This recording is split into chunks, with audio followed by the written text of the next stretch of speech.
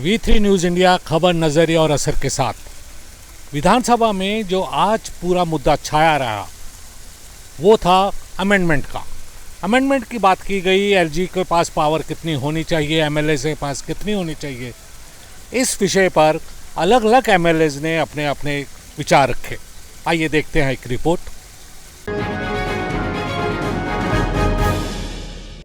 तो यहाँ रिफ्लेक्शन दिखेगा इस सदन में। यहाँ पे अपोजिशन को बोलते वक्त लोगों का एतराज आएगा कि भाई आप वहां पे तो किसी को बोलने नहीं देते, हम यहाँ पे आपको कैसे बोलने दें। तो ये जो बैलेंसिंग एक्ट है वो हमारे साथियों को मिलकर करना पड़ेगा। भाजपा के साथी हो, आम आदमी पार्टी के साथी हो, इसके ऊपर एक चिंतन करने की जरूरत है कि कैसे हम अपनी शक्तियों को बचाएं। और मैं सत्ता पक्ष की तरफ से कहता हूं कि आपको कहीं पे ऐसा लगे कि आपके साथ ज्यादती हो रही है तो हम भी आपस में मिलकर बैठने के लिए तैयार हैं।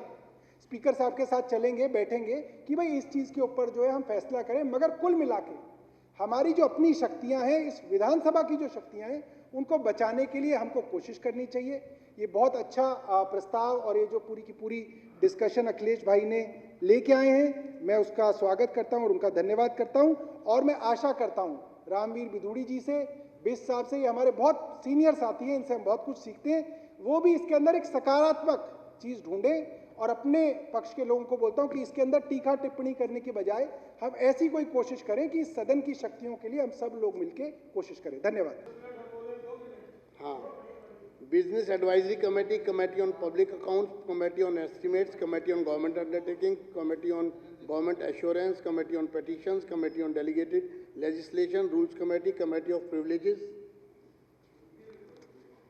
Question and reference committee, general purpose committee, welfare of SC/ST committee, on papers laid down committee, library committee, private members bill and resolution, women child welfare committee, welfare of students and youth committee, committee on environment, committee on ethics, committee on welfare of minorities, welfare of other backward classes, select committee और एक आदि और है। इनमें से किसी भी committee का कोई अधिकार कम नहीं हुआ है, वो जैसा था वैसे का वैसा ही है। तो ये कहा जा रहा है कि दिल्ली की सरकार ने, दिल्ली की असेंबली की जो कमेटियां हैं उनकी पावर छीन ली गई। इस एक्ट में जितनी कमेटी है किसी का कोई पावर नहीं छीनी है। मैं आपको ये बताना चाहता हूं कि पहली बार हम ये सुन रहे हैं कि किसी भी रूल या किसी भी कानून को हम भारत के संविधान का चश्मा पहनकर उसे नहीं देखेंगे कि ये रूल जो बनाया है आपने ठीक बनाया है कि गलत बनाया है। हम लोकसभा के रूल्स देखेंगे। ये तो आज तक कभी नहीं हुआ। हर कानून का या हर रूल का जो टेस्ट किया जाता है उसे भारत के संविधान से टेस्ट किया जाता है कि क्या संविधान इसकी अनुमति देता है कि नहीं देता। ये कहते हैं संविधान से तो हमें कोई मतलब ही नहीं है। दिल्ली की विधानसभा जो रूल्स बनाएगी वो अगर लोकसभा के रूल से इनकंसिस्टेंट है तो दिल्ली की विधानसभा के रूल्स जो हैं उन्हें इनवैलिड कहा जाएगा, वॉइड कहा जाएगा, यहां तक कि वॉइड ab initio कहा जाएगा। इसके बाद ये लोग एक और प्रावधान लाए जिसके बारे में अभी बीजेपी के एक विधायक बात रख रहे थे, जो इंक्वायरीज जो असेंबली कंडक्ट करती है एडमिनिस्ट्रेटिव विषयों पर उससे संबंधित है। इन्होंने कहा नहीं, हम तो केवल डिपार्टमेंटल स्टैंडिंग कमेटी के हस्तक्षेप के बारे में बात कर रहे हैं और किसी चीज के हस्तक्षेप के बारे में नहीं बात कर रहे हैं। तो मैं जरा विस्तार से आपको सबसे पहले तो अमेंडमेंट पढ़ के सुना दूं, ये क्या अमेंडमेंट लाए हैं उसके बारे में उसके बाद बताऊंगा। सेक्शन 33 में ये प्रावधान लाते हैं, अमेंड करते हैं उसे और ये 4 लाइनें जोड़ देते हैं। Provided that the legislative assembly shall not make any rule to enable itself और its committees to consider the matters of day to day administration of the capital. यानी कि दिल्ली की विधानसभा कोई भी ऐसा रूल नहीं बना सकती अपने लिए या अपनी किसी कमेटी के लिए जो कि रोजमर्रा के डे टू डे एडमिनिस्ट्रेशन के, प्रशासन के विषयों पर कोई भी काम कर सके। और conduct inquiries in relation to administrative decisions, और कोई इंक्वायरी भी नहीं कर सकती किसी भी प्रशासनिक विषय पे दिल्ली के। तो अगर दिल्ली की विधानसभा दिल्ली के प्रशासनिक विषयों पर, डे टू डे एडमिनिस्ट्रेशन के विषयों पे ना काम कर सकती है, ना इंक्वायरी कर सकती है, ना सवाल पूछ सकती है, तो कौन सी सूबे के या कौन से देश के विषय में, हम कोई नाइजीरिया और युगांडा के विषय में तो बात नहीं करेंगे इस विधानसभा में, दिल्ली के विषयों के बारे में बात करेंगे।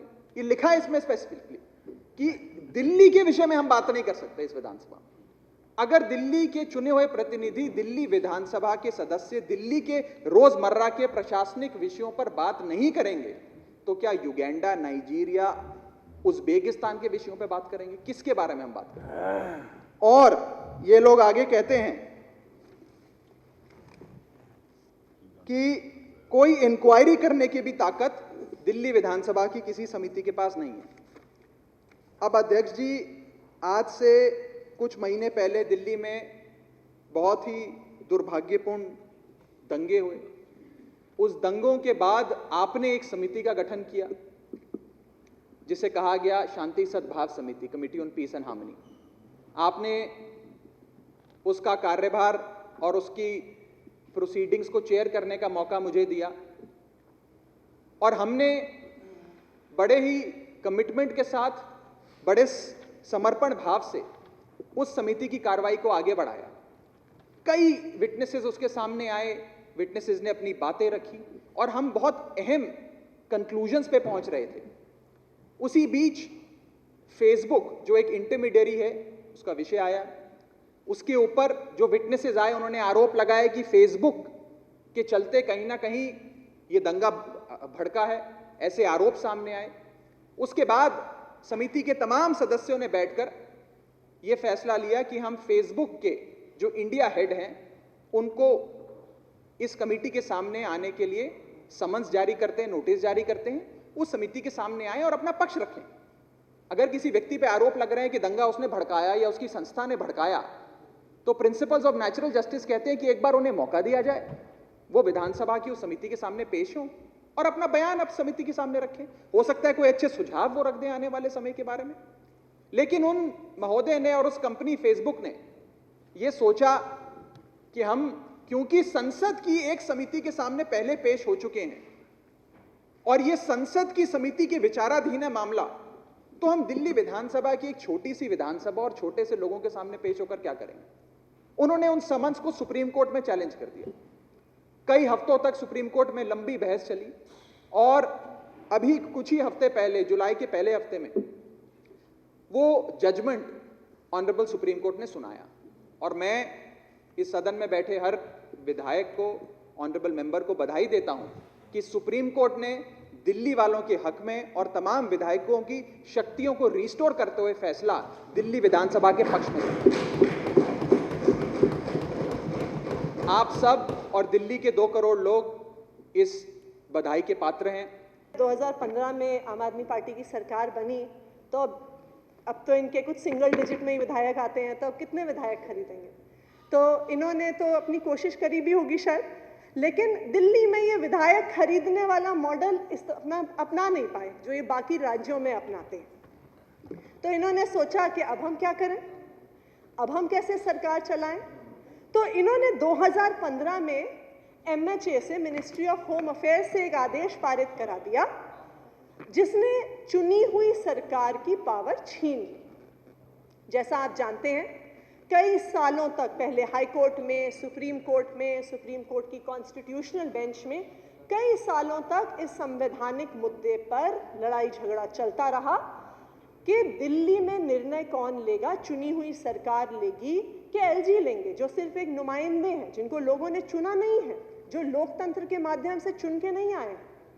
और कई साल के झगड़े के बाद, जैसे अभी राघव जी ने भी बताया, सुप्रीम कोर्ट की संवैधानिक पीठ ने एक बहुत स्पष्ट निर्णय दे दिया कि पावर चुनी हुई सरकार के पास है।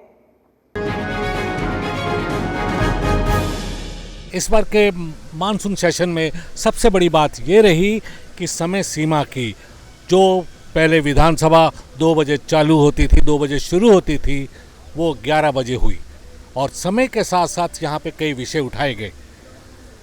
मैं देवेंद्र चोपड़ा, कैमरामैन मनोज के साथ V3 न्यूज़ पर।